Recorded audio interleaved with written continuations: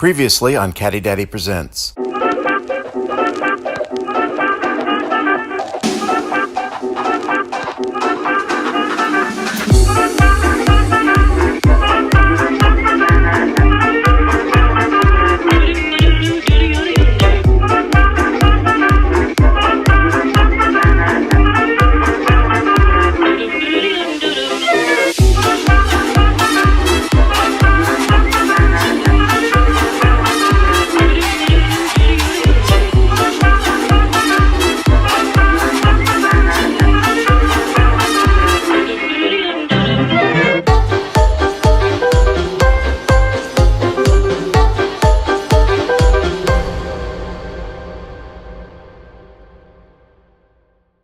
It's here, Caddy Daddy's interactive video buying experience. When you see the product and a label, you can go to the label and click on it. That'll give you more information. Check it out. If you like what you see and you want to buy it, just click on the buy button. That takes you to the online store where you have more information, what customers purchased, related product. You can go back and click the X, and that will take you back to the interactive video. Enjoy the learning experience and the buying experience.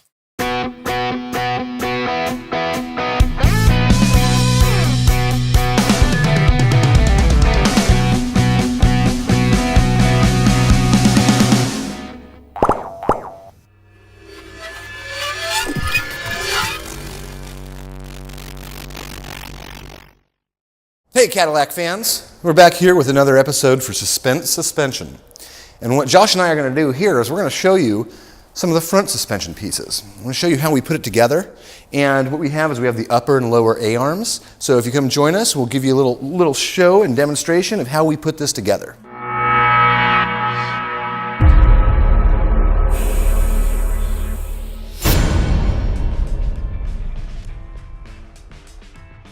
So what we have right here is we have our upper A-arm. This is one of the guys here. And so what we have to do is, this is a new shaft. And this shaft, also available from Caddy Daddy, is what we're going to do is we're going to slide it in here. And what we did is Josh machined this great tool right here. So if you want to go ahead and show a little bit more how this facilitates with getting it all set up. So when you look in your service manual, you'll see that they discuss spreading the control arm slightly when assembling everything, screwing the bushings into the arm and onto the shaft. So those factory tools are pretty much impossible to find. Maybe you can find them at an auction or a dealership going out of business. So, but the only option is to make something. So this is simply a piece of stainless steel round bar that's been drilled to line up with the mounting holes in the shaft, with a couple of screws or bolts at either end to act as jack screws. And we've lubricated everything up in advance. Once again, that's another trick that's going to make life easy for you. And I like to start these out approximately centered. Let's go towards you, just maybe one thread. Okay. And then we'll start threading the outside bushings on. Yet another advantage of having a friend help you with this too is you guys do it at the same time in that way. All right, leave a little play in it. Now we will take and mount the tool. I'll give you one there, Bob. This is a fairly tight fit onto the shaft.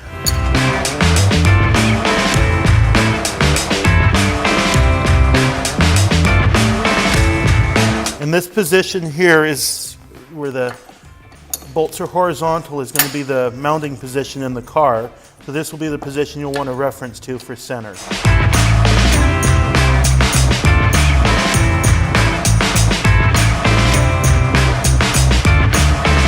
We're probably within 1/64 of an inch on either side. Okay, so now what I'm going to do is extend the screws out so that we start to put pressure. So we want to make sure we have a little bit of looseness.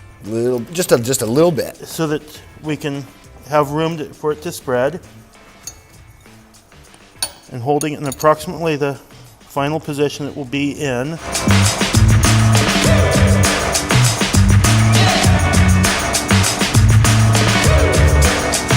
Also, you'll notice on the bushing, they are threaded. There's an interference fit on the outside that goes into the steel of the control arm, as well as the interior thread, which goes on your shaft. Really durable if you keep it lubricated. Yeah, and these are great replacements. They're very accurate to the originals that are available. So why don't you go ahead and hit your side on the first, and I'll hold this.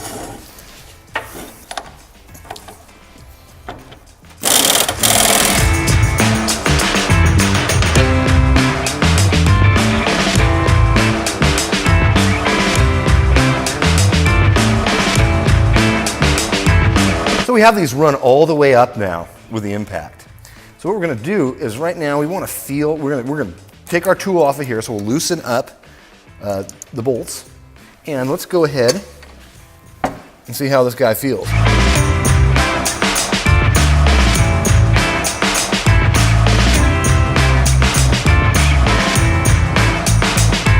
So check it out. So what we're going to use is we have a little bar here, a little extension.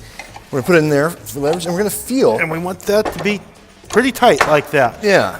We don't want it floppy in there, but that's just showing that we have everything run up properly, and then taking that load off of there on the internal threads. Mm-hmm. So that the threads on the shaft and the threads on the inside of the bushing are pressing against each other, and that removes any backlash or play.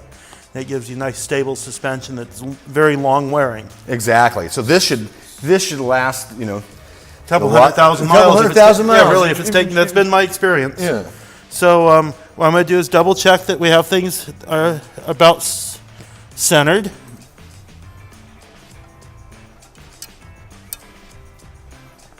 And looks pretty good. One thing you'll notice, you'll see the exposed threads also, because the sleeve, that's how much that guy moved. So sometimes we like to slide those just a little bit. Yeah. Get those boots. butted up against there. Yeah, because that's what gives you the longevity. That's your protection. And that's, once again, you'll see that we use this reddish pink grease on here, once again, so you can see it, but get it on there right now. It makes your life easier. Yeah, so it's all pre-lubricated. And with these cars, it's also very important when you're lubricating the chassis that you don't do it with the car on ramps or on a lift that's lifting by the wheels. You want to lift by the chassis because you want to allow the little bit of play that there is. If the weight of the vehicle is on the suspension, then you're going to have issues with the grease not getting into the bearing surface. So when you jack the vehicle up by the frame, then it allows the grease to more freely circulate amongst the threads. Suspension is moving on there. Yeah. And also on the end here, we do have Zerk fittings for that. We'll be installing those when we put these onto the car, so we can better choose what angle to use. If we want a 45 or a 90-degree grease fitting to make lubrication of the chassis easy. And that's something to always remember. If you have a fitting that's inconvenient, you can always change it out for one that's got a different angle on it. Because we like this, but we like easy. Yeah, we like it because you have quite a few points that you have to lubricate on a regular basis, so might as well make it easy on yourself. Excellent. Now we're moving on to the lower control arm. What's great is this is the specific lower control arm for the air ride suspension, which I'll show you on the other side. Now, right here, what you'll see is this is where the cushion for the bellows is, and you're going to see that really soon. So it might look different from what you have for a coil spring suspension, but this part is all exactly the same. Yep. So we have already set this up here, very similar to the upper control arm, where we went ahead and put the pre-tension with our homemade tool. And this is the one that's a little longer because it is wider than the upper control arm. You'll also notice on the shaft that there are 4 mounting points as opposed to 2 on the upper. So we're going to repeat the process very similar to like what we did with the upper control arm.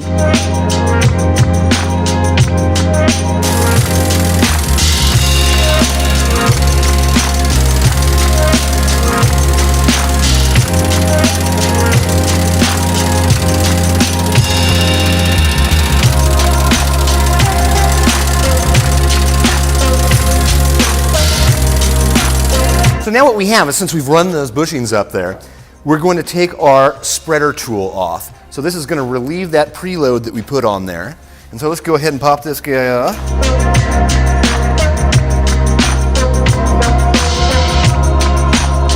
Now we get to go in, see how it feels. Nice and tight. Nice tight feel. Yeah, perfect. Nice and tight. Yeah. Beautiful. So what we're going to do is the next step in the process is we're going to install our new ball joints in both the upper and the lower. Now, before we coated this, I went ahead and drilled out the rivets here and took the old ball joint out of there. We're going to replace it with one from Caddy Daddy here, but what we do is we use bolts.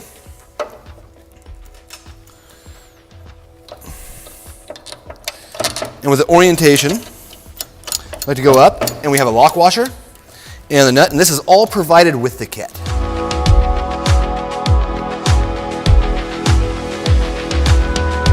And at this point, we can also install our suspension bump stop, which when Bob gets his side tightened. This is also another part that's available from Caddy Daddy. Replace all the old deteriorated rubber that gets hard and cracks or breaks, or you might not even realize it was there originally because. I've had cars that you look at and they're completely disappeared. Yeah, the rubber stuff just goes away over the years sometimes. And these are nice, real quality pieces. Yeah. And they do come with standard nut and lock washer. Drop it in there. Tilt it over for me. Absolutely. Now this is a little bit hard to see up in there, but just a nut and a lock washer.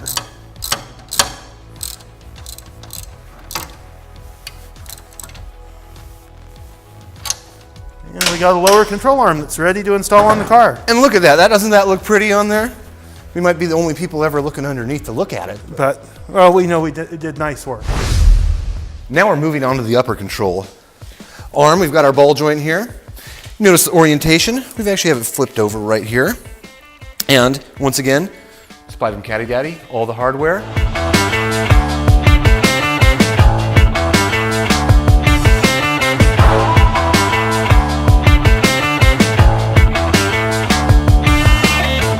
What's so cool about getting these guys all together and looking good, this allows us to move on to the next step, which is setting up those airbags in there. That's right. That's going to be really cool. Yep.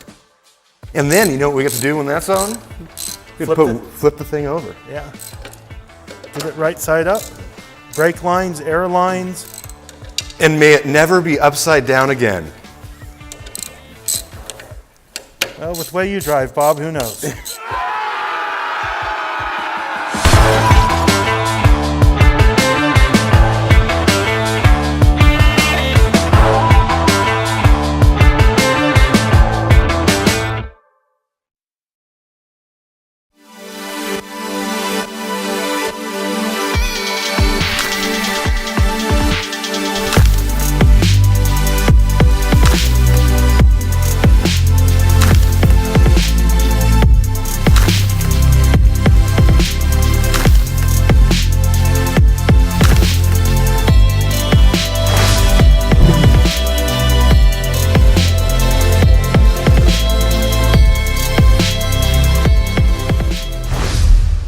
Exciting day because we have something we've been waiting for a while, and that is our new front airbags.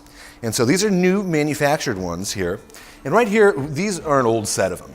So this is what came out of there. We didn't want to reuse these, and it's been very difficult to locate these, but now Caddy Daddy is going to be stocking them. That's correct. Something to note if you have these top bellows is you have 3 mounting points.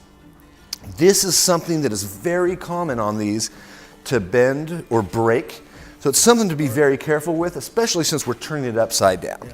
So let's go ahead and get this upside down. Okay, and I've got some of our tire soap here.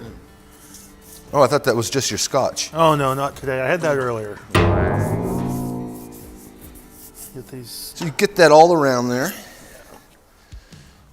And then what we'll do is try to get this to slide into the dome. Like that. There we go. Now it's dropped in. Clean that up. Try to dry it off a little bit, and you can see how much more room we have to work to deal with here. It's not like the rear canisters where they were much tighter.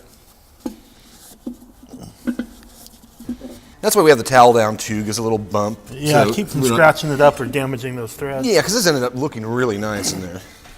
So this is that bead sealer that we used for the rear airbags. Put a little just right up where the bag seats.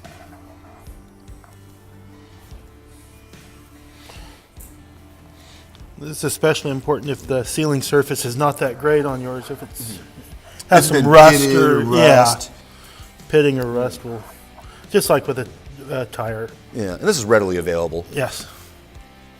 It's good to have some on the shelf. We're going to do just like we did on the rear. We have our compressed air ready. I'm going to hold the canister down, and Bob's going to work the bag up, and boom, just like that, finds its home. So we look around this. So you're going to have a little bit of that bead sealer around here. So you want to take and clean it up. Yep. Because you want to look and see if there's any leaks. You can put a. You can see the bead sealer will bubble a little bit, and we'll check these with some of the tire soap. And since now I'm going to swap out and put one of our homemade test fittings in. But so yes, that's the same homemade valve that is kind of in place until we put the rest of the air ride plumbing valves.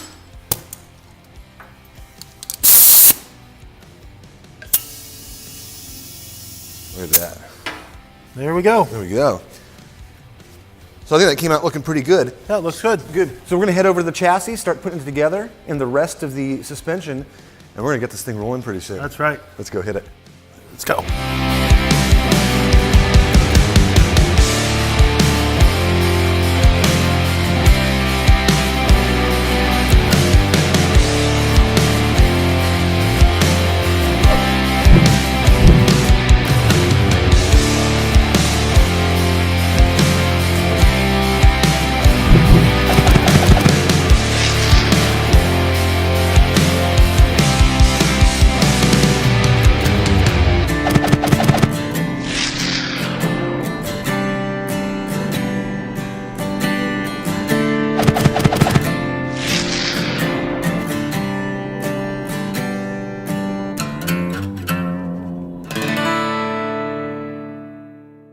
Vine Village is a great organization that gives back to the community. Check it out. You'll see so as well. Thanks for watching. Hi, my name is Sanan Kirsten. We're here at the 2018 Vine Village Celebration, our major fundraiser here that helps fund programs that we run for people with developmental disabilities here in the greater Napa community. Vine Village was founded by my family and another family, each who had children with disabilities, in 1972. We depend on donations from all sorts of foundations and individuals and businesses throughout our community to help fund these programs, and this is our biggest fundraiser of the year.